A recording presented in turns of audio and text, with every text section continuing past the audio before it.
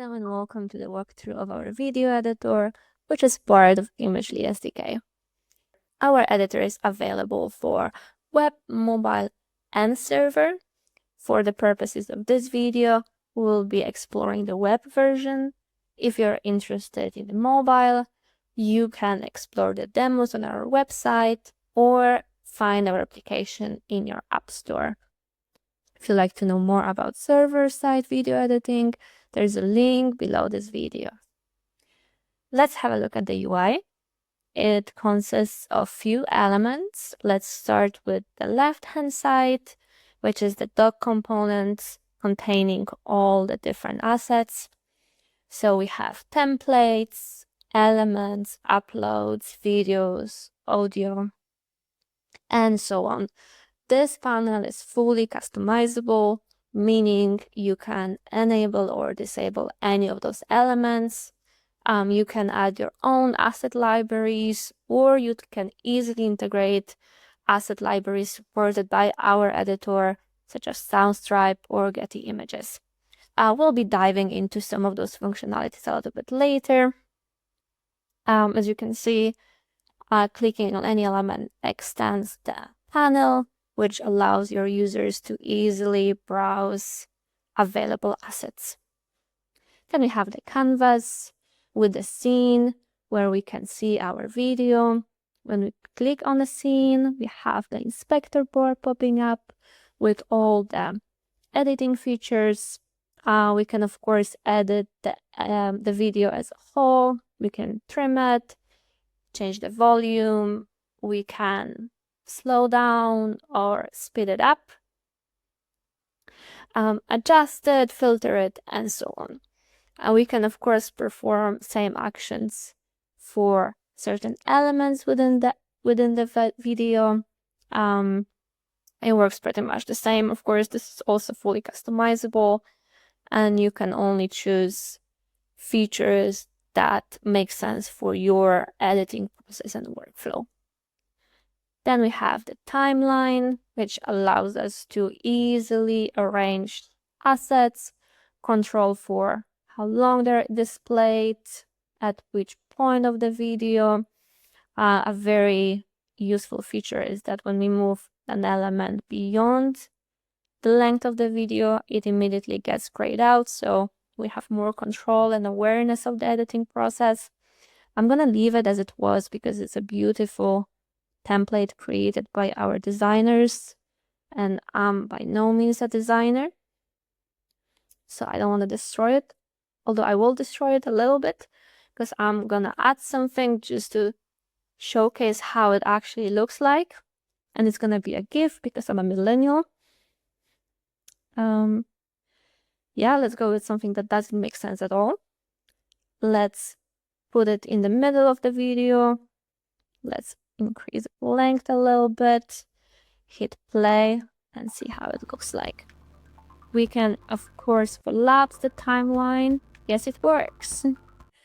Just so the scene is a bit bigger, and yeah, it's a little bit easier to see how our video looks like. So, of course, the size of the video is also customizable, meaning we can preset certain sizes that are popular on social media, for social media creation, or ads, and so on. Now, let's look into certain features of the video editor. Probably most noteworthy is the ability to create easily customizable templates. What does it mean? It means that we can have two different setups for the editor, which are creator and adopter.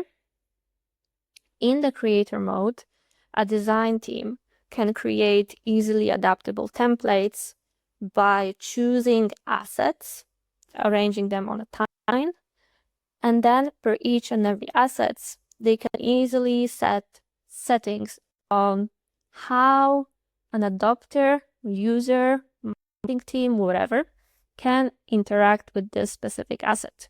How do we do it? We click on the placeholder button right here, and we have a list of different actions that can be allowed. So address as allowing the user to delete that certain asset, or simply move it, scale it, or replace it, so on. So why this is so important? Well, it allows us to remove the pressure from the designers and empower the marketing team to create branded assets.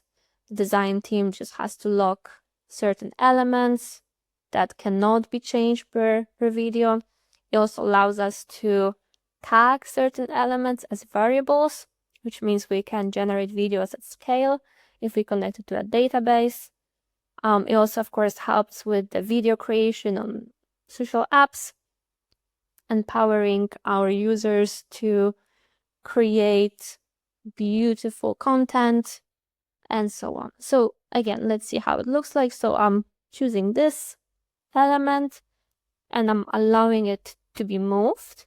Now every other element of the timeline is fully locked, meaning that I will not be able, or an adapter will not be able to change it. How does it look like in practice? You see, these are not movable. However, this one, and you can also see that it has an blue outline and it is movable. So yeah, again, a great option for creating templates and removing the bottlenecks from the design team. This is one of the possible configurations of the editor. This is, be it a little bit more advanced. We also, if you are in a need of something a little bit simpler, there is an option to just editor a video, meaning that whatever video is loaded will be fit inside this specific size. It can have the same editing features, or again, fully customizable depending on the use case and the workflow. This is a little bit, let's say, easier setup if we need just a simple or more straightforward editing process. And again, there are many different sizes, popular social media app sizes, and so on. Also an option to programmatically add whatever size makes sense and just launch the editor with that precise size. The next one we can look into captions. This is, of course, a very important feature nowadays for any type of content. There are 3 different options for adding captions to the video. We can start with blank. So we manually add captions as we go. We can import a file, or we can edit pre-captioned video. Now let's see how it looks like. When the editor launches, we have the panel open with all the text within that video, and we can manually change the text. We can style it, we can position it however we want, we can change the timing of it and so on. So it's a very easy and intuitive process of making sure that the captions are perfect with the video.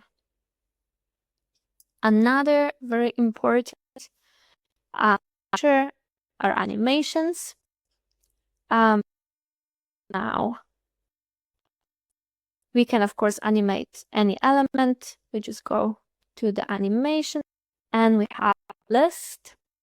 3 different types of animations, how the element appears in the video, and there's an extensive list. We have the loop animation during the duration it is displayed. And then we have the out animations. Again, there are many different options, and this is a great way to make a video more dynamic, make it pop a little bit more. A great feature for marketing videos and product videos. Then last, but definitely not least, very important feature, the export options. Of course, so important when we care about the quality of the video and the size of it. So here we have options for frames per second, which ranges from 24 to 120, and then resolution. So these are predefined options. However, they can be custom made for, again, whatever works for a certain workflow, and then can be automatically applied to every video so that the user does not have an option how to export that video. But again, this is a custom process and can be made on however it makes sense. All right, these are, of course, just a few features of our video editor. There are many, many more to explore.